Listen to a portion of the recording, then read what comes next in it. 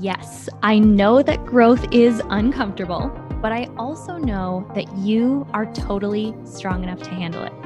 And my guest today has an incredibly inspiring story of overcoming adversity that I hope will remind you and myself that we can absolutely get through hard things. Monique Bryan is an absolutely incredible speaker. I've had a chance to hear her speak. She is an entrepreneur and a breast cancer survivor who overcame incredible odds to create, as she calls it, a juicy, delicious life. I love that so much. And in this interview, we talk about everything from the mindset that helped her get through her diagnosis to how her own girl gang really supported her in getting through one of the toughest times of her life. I loved this chat, and I know you will too.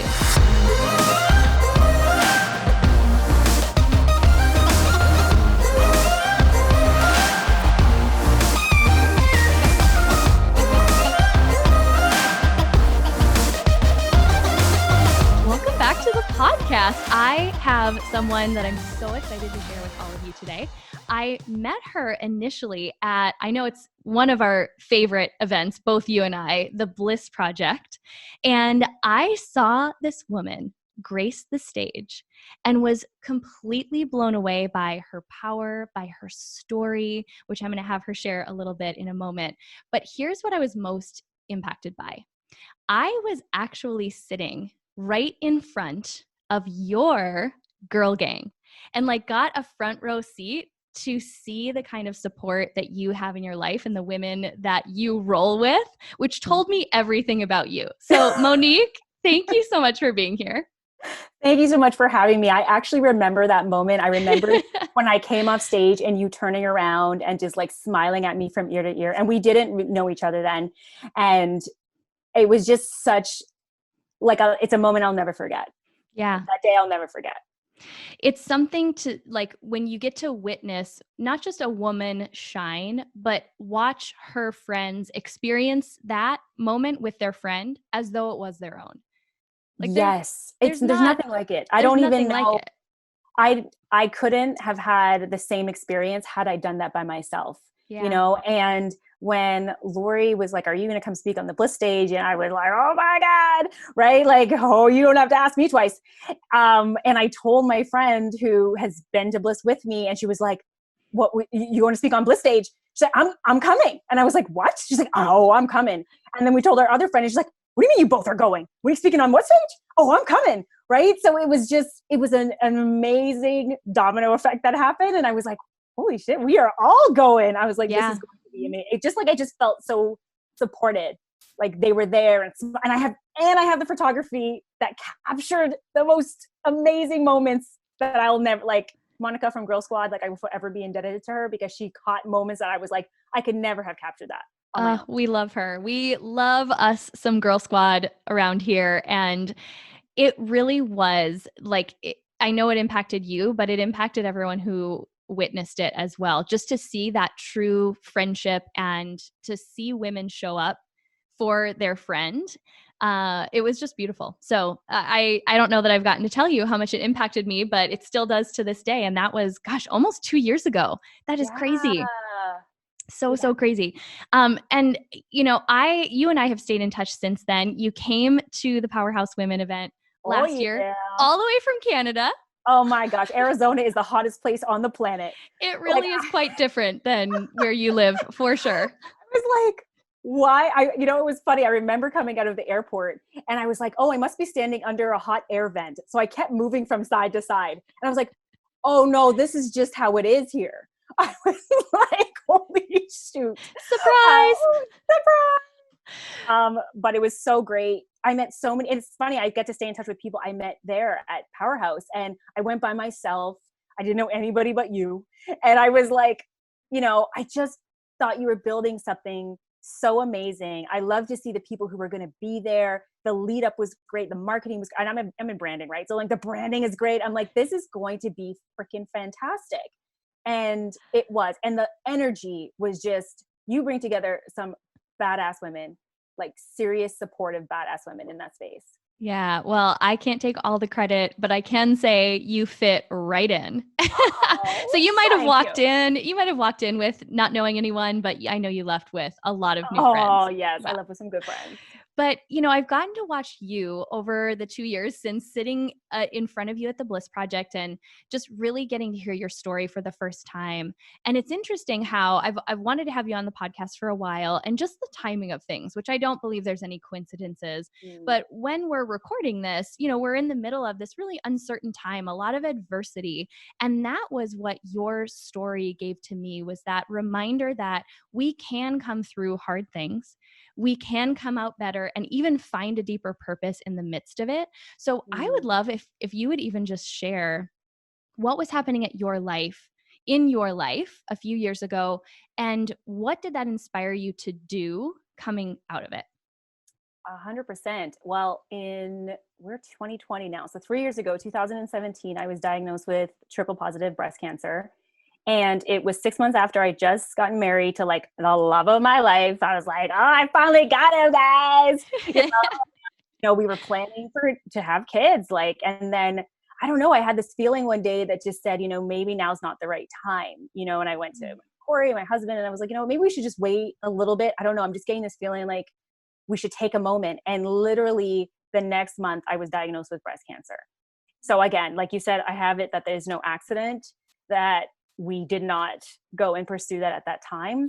And I had heard a lot of things about cancer, sort of, kind of, you kind of hear it, but I didn't know anybody who had it. So it was so foreign to me in a sense, especially because everyone kept saying how young I was. You're so young. You can't have cancer. I was like, newsflash, hello. I didn't think so either, but here we are. Yeah. And I went from like I was scheduled to have 8 rounds of chemotherapy. And, my doctor's like, you will lose your hair. And I was like, no, I won't. I will be the first one to never lose it. Hello, nice to meet you. And he was just kind of gave me a look, and I was just like, well, watch me. And I was 100% wrong, by the way. Lost all of it. Bald, every hair on my body, gone. But I was scheduled for the 8 rounds of chemo, and then I was scheduled for the 21 rounds of radiation, and then we were going to have surgery and all of these things. And I look back and it's such a whirlwind. Like at the time, you don't even have time to process what's happening. You're just trying to get to your next day. Like I literally every day, I was like, I just need to get to tomorrow, because it's not the cancer. At the time, it wasn't the cancer that was killing me. It was the chemo. It's like they give you this poison that heals you, because it did do that. I did respond very well to it. But at the time, I was confined to my home. I couldn't go outside because your skin becomes super sensitive because of the chemo. You could get sunburnt, which would give you skin cancer. And who wants that on top of breast cancer? No, thanks. So, no, thank you. No. So I couldn't go outside. I couldn't eat anything. Like people, I don't know what it was, but my body just didn't want to digest anything. I couldn't swallow anything. So I was getting to my goal weight, but I also was like, what the hell is happening? And I was in pain all the time. But during all of that, what kept me going was the thing you and I love the most, which is our community, which is our tribe. Yeah. And I had somebody in my life at the time. I was actually going through training to do coaching people at the time. And there was a head coach in this program. And when she found out I was diagnosed, she told me, she was like, this is shit. This is going to be horrible. I'm not going to lie to you. And I am now your unofficial cancer coach. And I was like, I don't know what that means. And she's just like, it means that when you are spinning, you call me. When you go to your appointments, before you go in, you call me. When you come out of your appointments and you can't think straight, you call me. And I was like, she's not going to want me calling her all the time. She has a life. But I'm so grateful to her that she that she left that space open. And that was one of the first learnings. It's like, even if I never picked up the phone, the fact that she made the invitation was enough for me, and I try to make that invitation to other people now. It's like, sometimes people don't want to talk about what's going on with them, but if you just open the door and let them know, like, hey, I see you. And if you need something, I'm here. Like, do never feel like it's an inconvenience. And something you have to literally tell people that, because nobody wants to put people out. And one of the moments that, you know, really was a turning point for me inside of getting better, healing, you know, wanting to like jump off a roof was one night I was sitting there, and like, this was one of the worst nights where it's like, when you're in so much pain, you can't sleep. You don't know what time of day it is. You keep everything dark because like the glare from everywhere hurt my eyes like tremendously at the time. And I was like, my husband was amazing, but I really wanted to give him a break. Like, I was like, I could call him downstairs in the living room from my phone, but I need to give him a break because he as much as I'm going through it, he's going through it as well, 24/7. Yeah. So I was like, let me call Audrey. And I didn't call her all the time because I was the same. She made the invitation, but I didn't want to put her out. But this time I was like, I don't know who else to call. And we were on the phone, and I didn't even actually say anything for a long time. I just kind of sat on the phone, and she sat on the phone. And then I really just cried, and she just let me. And then I remember thinking, oh my God, I feel so dumb because I don't even know what I'm crying about. You know, oh, hate you, Lindsay, make me go here. But I said to her at the time, I was like, I just don't want to do this anymore. Yeah. And she was like, I know. And I said, it's too hard. And I don't actually even know what I meant outside of, I just don't want to do this anymore. I'm like, I give up. Like, I'm done. It wins. Yeah. You know? And it seems crazy today to look back and have said that. But at the time, you know, where anyone you could have talked to who doesn't know, you may say something like, no, it's going to be okay. Just think positive. And that's not what Audrey did. And that's why it's so important to build that tribe who knows you. She said, Monique, I know it's hard. And I know it seems like this, you won't come out of this. But she said, I promise you, this too will pass. And when it does, you will go on to live a juicy, delicious life. And she said it with so much emotion. Like, she believed it that I could not help but believe it. And from that moment, everything changed. My whole outlook on what was happening changed. I was just like, it just like woke me up. It was like, Monique, you've been through hard stuff before and thought you couldn't do it, and you did. So why are you going to let this win? It doesn't get to win. You don't get to let it win. And from that moment on, like, I just focused on taking every healthy day, like, and living it to its absolute fullest. And I said, that's what I'm going to do. There is no later. There is no maybe. There is no getting it right. There is no perfect. Monique is coming through like a freight train. So everybody, you get on board or you get on the way, but the freight train is coming. And I feel like I've been doing that ever since. Oh, okay. That analogy is actually so perfect for the power that you possess. I mean, we're like 12 minutes in and my cheeks already hurt from just beaming at how bright your light truly is. And it's truly remarkable, especially in a time where one of the things I'm being conscious of is trying to bring more stories to the women in our community, reminding us that we've all been through hard things. And those hard things have looked different, but we're here. And I think when we're in adversity, we need to remember we've been in adversity before and we made it to this point. You know, we're like both pulling up tissues here. Don't worry, it's fine. We're fine. It's fine. But it's like foggy glasses. I can't even see you. Okay, good. But that's the realness of it, right? Is that even today in your strength, the emotion of it, you can remember what it felt like to be at that point. 100%. Wanting to say, enough. Okay, I surrender. But we always have a choice in that moment. And when you talked about, I listened to your interview on another podcast and got full body chills when you said that line, a juicy, delicious life. Because how true is it that we always have that choice to claim that kind of life, but it often takes getting to the pit of an adversity to actually claim it. Why do you think that is? Oh my God. I swear, I wish I had the answer for that one, because I couldn't have learned the lessons I did had it not been that exact situation. And I don't know what it is that it has to, it's like it almost like it needs to hurt to the point that you have no choice but to take a new action. Otherwise you won't, And I remember meeting with somebody I'd met at a speaking event, and I was telling her my story, and I was like, I have faith that like, I try and live my best life. Even before this happened, I was trying, and I was like, so I don't understand why the universe had to come and like smack me over the head. Why did it have to be that hard of a lesson? I had to learn it the hard way. And, she said something so amazing. I'll never forget. She just said, Monique, if it was like just a whisper, you wouldn't have heard it. Like you wouldn't have taken a new action. You wouldn't have left that stupid job that you were using as a crutch because entrepreneurship at the time was too hard. There's so many things you wouldn't have done. And I was like, you're 100% right. Because like you said, I can go back to so many moments during my journey that are so painful, and I don't want to forget them. It's like, there's a lot of things that happen to us where we want to forget. I don't want to forget any of them, because without them, I wouldn't be who I am. And I need to tap into them to remind me.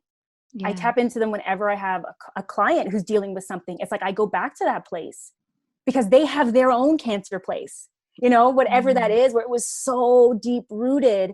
And I'm like, I have to remind them, like, you've been through hard shit. This isn't the first time. You're going to get through this. We are so much stronger and resilient than we ever know. We just are. Human beings, we're just freaking fantastic. I'm like, oh yeah, that's right. We're doing a podcast. I'm like sitting here as though I'm just like hanging on your every word.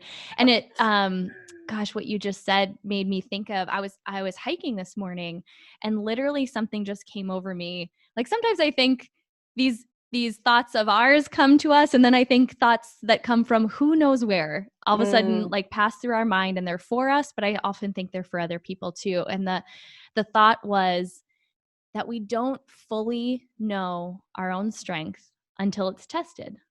You can't possibly know. You can't until it's 100%. Tested. Yeah. You couldn't have said it better myself. That's it. And your story is such a testament to that. And okay, so I want to talk about what this inspired you to do, and the fact that you didn't wait until life looked rosy again to just get started. I mean, you shared like being still in it and using every single one of your good days when they came to take action, because you had gotten to this point of like, look, I've got all the time that I've got, and I don't know how much that is. So 100%. Share, what did it inspire you to create? And I actually was super curious to know the answer, if you were working for yourself before this, if you already had a business, or if you were working for someone else. But it sounds like you were working a job. Well, it's a funny story, because I actually just left a startup, and we had, been raising money and, working with partners and bringing on clients. And, it was a really big business, but it wasn't working. It wasn't my heart's calling. Me and my business partner were like at each other's throats. We knew we were building something amazing, but together it could not be built. And I literally had just told her, I was like, you know what? It's not making enough money right now. I just got married. I got bills to pay. I'm going to go get a very easy job. Like I changed my resume to downplay my credentials so I could get something I need, stress-free, easy, 9 to 5. Don't ask me to do anything extra.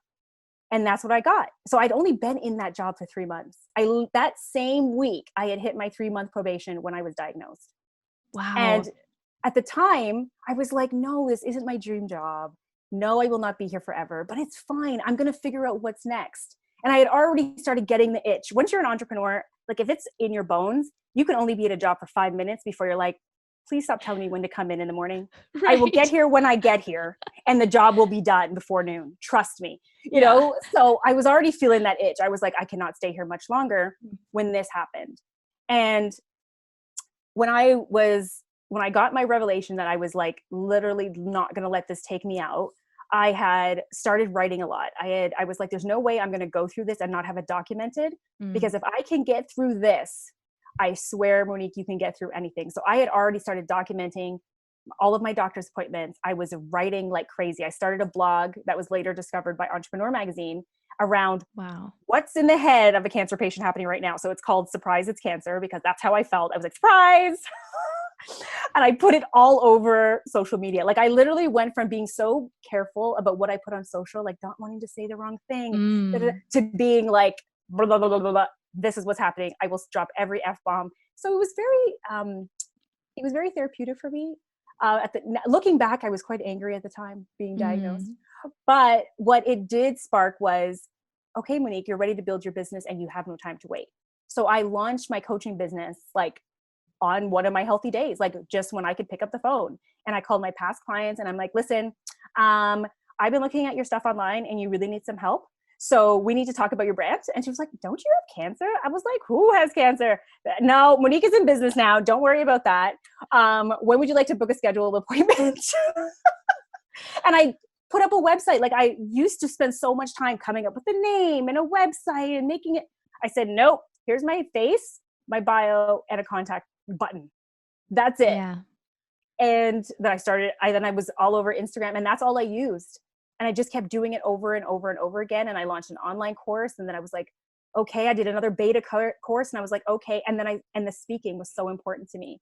I was like, why haven't I been anywhere where young women like myself were talking about this? Nobody I knew was. So I said, oh, well, I'm going to be the one. And I literally would go anywhere to speak. I don't care the audience. I don't care how big it was. I don't care how small it was. I was everywhere.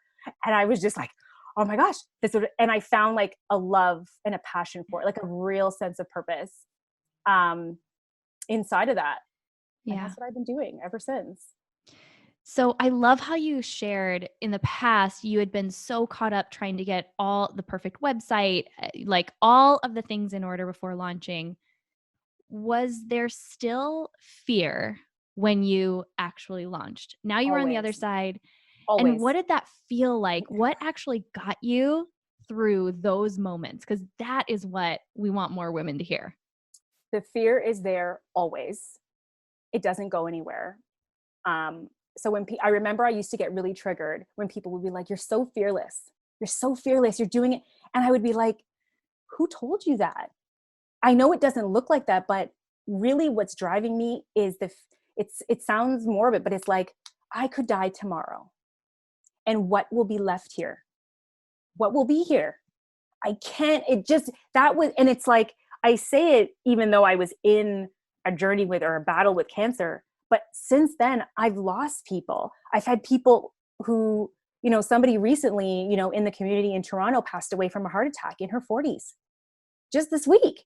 And I'm like, my God, we just don't know. So whatever you want to be doing, the thing you want to be doing has to be so ingrained in you. So you have to want it so badly that it pushes past the fear. That's the only thing that pushes past the fear. The fear doesn't go anywhere. It becomes easier. It takes a back seat on the bus, but it's not anywhere. You're just riding around with it. That's what I like to say. I'm riding around with my fear, but it doesn't get to drive the bus. I still get to drive the bus. The fear can hang out, but it better shut up because I'm going like a freight train. I'm a coming. I love that. It doesn't get to drive. No, it doesn't get to drive this bus. Yeah. But it's still there, but you've got to, like, whatever you're doing, if it's not the thing that has you, like, keeps you up at night, that you get excited about talking about it, like, you're not going to push past the fear. You're not going to go do all the things. You're not going to do things messy. The fear will take over. So you've got to, your number one goal is to find the thing you love to do the most.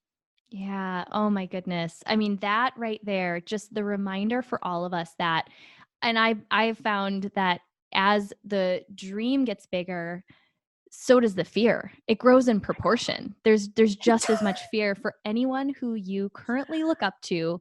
They're feeling it too. They're just not letting it drive. I love that analogy so much. Yeah. Oh my goodness. Okay. So there was something else that you had talked about in this interview that I listened to. And I think this is the other piece that we would be totally stepping over if we didn't talk about. And that was the power of your community. So you talked a little bit about some of those key people who came alongside you. But you also talked about in this other interview I listened to having to really put boundaries around the influences that you had in your life at that time so you could focus on what you needed.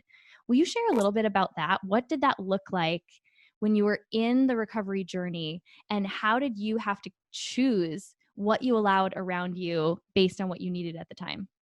Oh my gosh. And this is like so fitting for every part of our life at all times. Mm-hmm. At the time, I had to be, for the first, like, sometimes people call me pretty vocal, but for certain people in your life who are really close to you, sometimes it's hard to tell them the truth. And I really had to tell them what I needed, which was, however I'm being has nothing to do with you. But what I'm saying is there'll be days and weeks and maybe months where you don't see me and you don't hear from me, and know I love you, but that's what I need. I need you to be okay with that. And when this is over, I still need you to be there. But at the time, it's going to come across like I've disappeared. But different people got different versions of that conversation. Yeah. And it's easier to do when you have something as serious as cancer, because people will be like, oh, she has cancer, it's okay. But when you're in your regular life and you want to create those same types of boundaries, people don't want to get it. Right. But they're so critical. So it was really like every person, I really had to just be like, hey, I do care about you. I'm dealing with things the way I need to. So just give me some space to do that. Yeah. And most people, nobody really says no, right? So you need some space to figure that out. You need some space to work through whatever it is. And it was the thing that protected me the most. I had to only be around people who were great for me, who held me up, but also knew how to be with me for my future self. Yeah. They didn't buy into what was happening. Like, they were empathetic, but they didn't allow me. You can have a pity party, but you don't get to stay there. In any other situation, who wouldn't have permission to stay there? You have cancer. You're sick. You've lost all your hair. You've been in the same caftan for a month and a half. Okay. Like, and nobody would fault you for that, but that's not who I am. And that's not who I wanted to be. So I had these great human beings around me who were like, hey, you get about 12 more hours of this thing you're doing right now with the I feel sorry for myself stuff. And then we're done. Okay. We're done with that.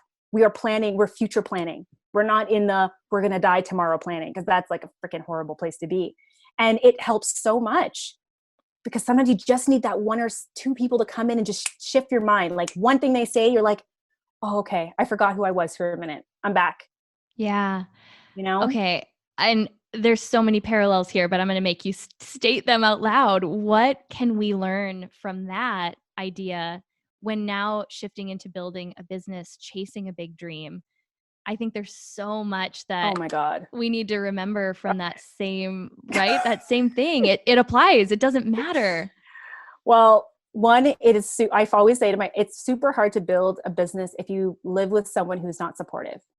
If they're your partner, your spouse, whatever they are to you, you have to have some real frank conversations if you plan to get through this. I don't know how it would be to have an unsupport. Actually, I do know, because once upon a time, my mom actually cried the first time I told her I quit my 6-figure job to be an entrepreneur, and I was moving back in with her. While I figured that out, she cried. Why are you getting go of your university degree to be in what? Entrepreneurship was not cute back then. And it's harder when there's people like that. So unfortunately, there is no like diplomatic way to even put it. It's like, I let go of all of those people. Anyone who's not for me, then I cannot be with you in the beginning stages of building something. Later, when I'm really secure in it, then it's okay, because anything you say rolls off me. I got proof. Proof is in the pudding. My business is running. It's sustaining itself. Right. But in the beginning stages, it's so critical to keep things close to your chest. People used to say, like, share all your ideas and figure out if they're good ones. Share them with people who understand where you're going, where you've been, or have been where you are. Yeah. That's it. Don't share it with your aunt or your uncle at a dinner table who don't even know what entrepreneurship is. You are shooting yourself and then expecting them to be like, yay, you. Yeah. That is not, no, their job is to do what? Protect you and make you feel safe. And entrepreneurship is nothing, not even near safe. Yeah.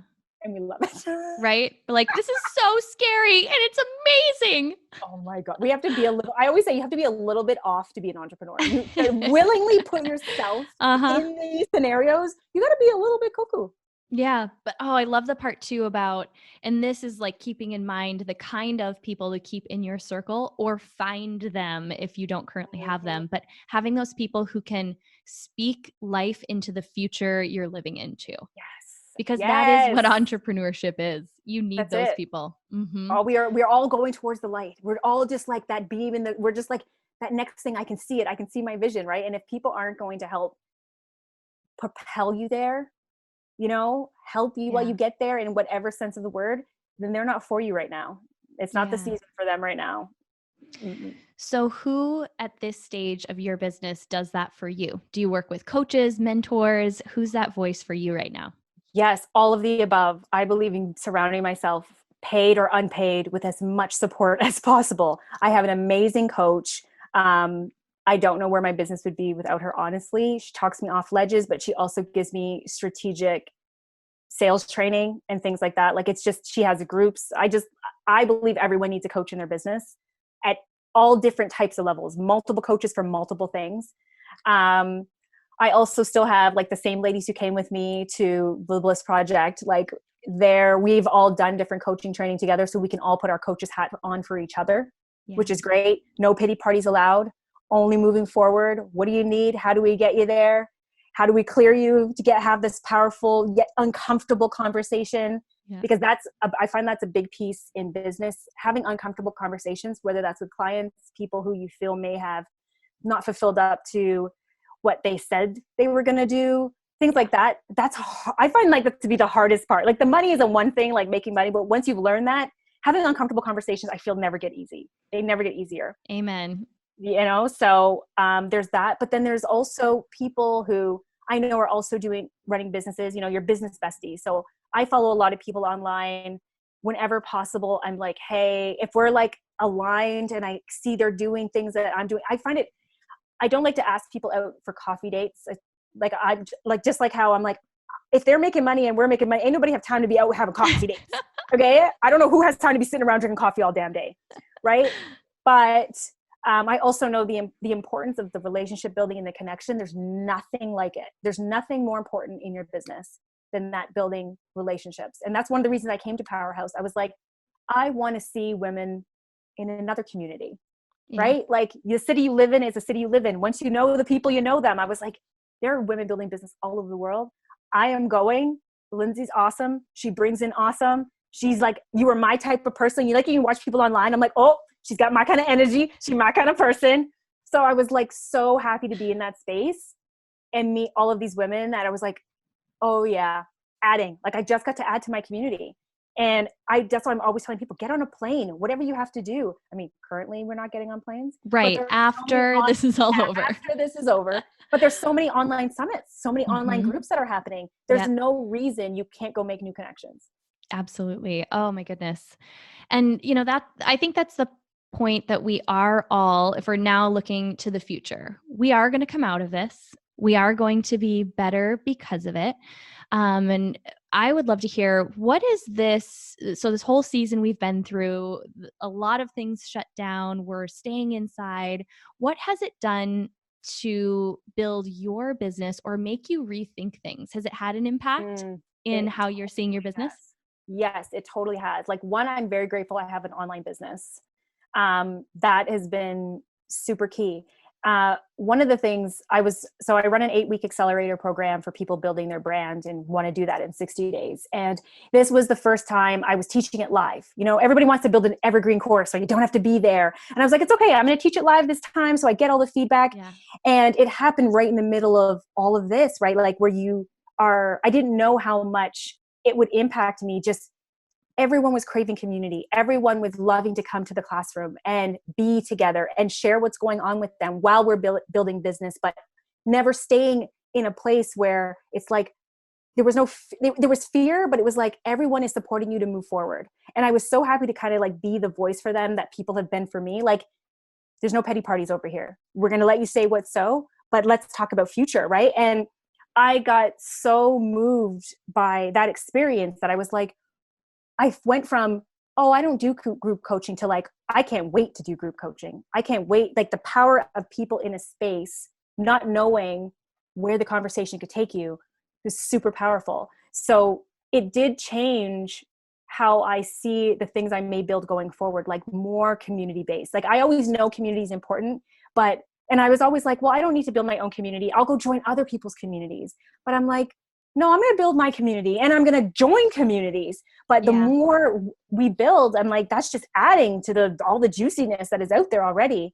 So I'm like, just thinking about like a huge, like project that I'm not talking about just yet, but just like wink, wink, wink, wink. But like this, I feel like we're going to come out of this on the other side, more appreciative of the relationships we had.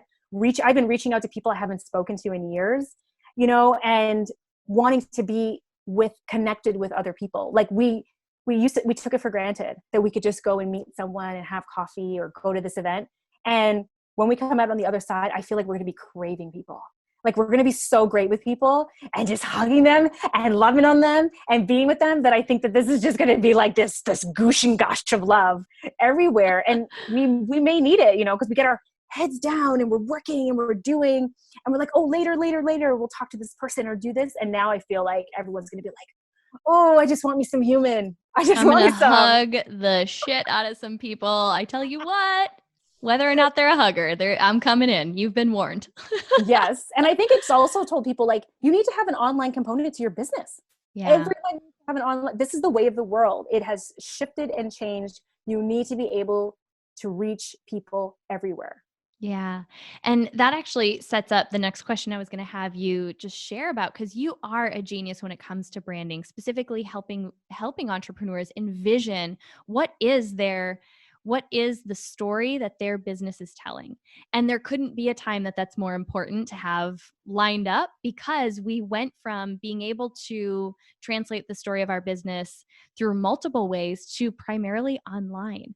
So how are you helping businesses pivot as we transition out of this season of uncertainty? What do you think is most important for us as businesses to think about when it comes to our brands moving forward? That is such a great question. It's like, it was fitting because I was just like, when this happened, I was, I welcomed the slowdown because I was like, okay, but I was also like, everybody's eyeballs are on their phone. I was like, I know people's eyeballs are always on their phone, but does everyone else realize that this is the opportune time to be online, showcasing your business in the best possible way? So it's like, the first thing I always say to people is like, you got to clean up your digital house, get it in order, right? So we're talking about like updating your photos, updating your messaging, basically making a cohesive message. So when people find you, they're what you want them to find. Because the worst thing is to be out there online and have someone see you before ever speaking to you and make a decision about you that's not true. Like they see you and they've decided who you are, or they don't like it. Like, and they've never heard you even open your mouth. Like that is the worst, right? So I'm telling all of my clients, I'm telling everybody right now, be out there, be online, share your expertise, create an audience, even no matter how big or how small. It's like, let people know you're here. Let people know what you offer. People are worried about, I don't want to offer my stuff. It's like, are you crazy? Like people are sitting at home being like, someone are like, I want to enrich my life. Like I have more time now to do this. I could take this course, all of that stuff. And I'm like, now is the time to let them know, hey, I do this thing. Here's a sign up. Here's do the thing. Do the thing. Yeah. It's like everybody, it is such a perfect time. It's like rhyme. It's such a perfect time to be online, but you've got to clean up your messaging. You've got to clean up your digital house, and you've got to lean into your story, right? Like people shy away from their stories sometimes, but that's what makes people connected to you versus someone else. Yeah. Because there'll always be someone who is cheaper than you or has a bigger following than you, but your story is your unique experience. And there will be somebody who says, oh, I connected with that so much. Yeah, I know you do branding, but I connected with what you said about that. I didn't know you were a breast cancer survivor. That happens to, like, we become sisters just from that conversation, right? So I'm telling everybody, like, share, and share some more. Put your best professional foot forward. Because there's a lot of memes and stuff and everything, and that's fun, but it's like, show up as a business. Yeah. Show up. Yeah, I think people need that consistency from us as businesses now more than ever. 100%. We need to prove that we're going to be there through good times and challenging times. It's such an opportunity. And one thing that came up in the last couple of weeks is you may need to look at all your offerings and be like, how can I make adjustments to suit the time? And this is like an ongoing thing in entrepreneurship, right? We've got the things that we offer, and then things happen. You're like, how do I pivot? So it's right now is like giving yourself permission to have it look a bit messy, a little bit, and just serve. Ask your past, I'm a big believer, ask your past clients what they need today, because they already know you and trust you. New clients, they're still learning, but your old clients are like, hey, yeah, okay. And I'm like, well, I've added a whole new service around copywriting. That's something I never did before, because I was just like, I'm going to teach you how to do it. And then I had a whole group of women say, yeah, Monique, we don't actually want to learn how to do this. We kind of like the way you said it. So can you just put a package together where you create it for us? And I was like, oh, I never thought about that. For the time, it makes sense. Right? So definitely looking at your services and making the adjustments. And I love that tip about going back to past clients, because the fact of the matter is, not even totally sure where things will be once this episode airs. What we do know is true is that in general, needs have changed. So where there wasn't alignment before, maybe there is now. And it's such a good tip as we start to rebuild and come out of this even stronger, to circle back to those people that we have relationships with, and hopefully we've kept up relationships with. I love that so much. That's the key. Yes. Mm-hmm. Okay, so I could talk to you all day, and I would really prefer that, especially since we're quarantined and just having girl time feels so good. But where is the best place for people to learn about you? What can you share about what you have coming up? And where can people stalk you online? That's the most important thing. I am very stalkable. So Instagram is my jam. I'm always there. So it's Monique Bryan with a Y, BRYN_co. You can DM me. I am there every Monday live at 11 a.m. Eastern Standard Time. I know that's early if it's PST, but watch it later. And I do like 30-minute quick and dirty. It's called the Dirty 30 Live. We do 30 minutes, so quick and dirty around your brand. You can ask your questions. Sometimes I bring on guests. Sometimes I bring on the people watching, and we do some live coaching on the spot. So that's where you can stalk me all day, every day. Otherwise, MoniqueBryan.com is the best place to sign up if you're on my email list. I just did a free Conquer Your Elevator Pitch Like a Boss training this week. So I send out a lot of that to everybody who's on my list. And what is coming up is, so I'm reopening the 8-week accelerator, which is exciting. I'm just absolutely adoring coaching live, and that just seems to be my jam. But if you're looking to build your brand and get all of the tools that you need, whether that's around your style profile, your photos, your copy, and most importantly, how you use your story to sell your services, then go to juicybrandondemand.com. Oh my gosh. Even just that name. Come Juicy on, brand. people. You want a juicy brand on demand? I totally want a juicy brand. You have a juicy brand, Lindsay. You have a juicy Okay, that's true. brand. Freaking love it. I love you, and I'm so grateful for this time we got to spend together. I have one final question, and this is something we've been transitioning and asking our guest speakers for the last little while now, and I'm obsessed with how important it is even now to stop and acknowledge these little victories within our week, within our month. And the simplest term is, what is your powerhouse moment? So what is a moment that in the last week or couple of weeks, even in the midst of all this crap, you've been like, damn, okay, I was a total powerhouse right there. And it could be something so small, but I think it's important to stop and acknowledge those points for ourselves, especially in times of adversity. So what would be one powerhouse moment that you've had in the last couple of weeks? Well, definitely it would be loading graphics into Kajabi. Amen, girl. I'm not techie by any sense of the word. And I was getting tired of having to always ask a tech person to do things or hire someone. And I was like, Monique, you can learn this. You can learn how to drag and drop a graphic into your Kajabi. And I've been on Kajabi for a couple of days now. And I have to say I'm doing pretty damn well. So I'm very proud of that is my powerhouse moment, that I have taken the tech and made it my bitch. I can relate to that on such a personal level. Whenever I figure something out, like through watching copious amounts of YouTube and going through the whole help section, especially if it's a tech issue, I feel like they should give me a PhD or something. Yes, equivalent, 100%. Whatever the Kajabi PhD is. I 100% agree. Okay, we'll send that in the mail. For sure. And truly, just thank you so much. Thank you for showing up as the leader that you are. I am so grateful for you. And I'm grateful that you made the trip all the way here so that we could officially welcome you into the girl gang, because you fit right in. And I can't wait to see you again soon. My girl gang t-shirt. I have it everywhere. We should have coordinated. Okay, well, we'll just have to do another podcast. There you go.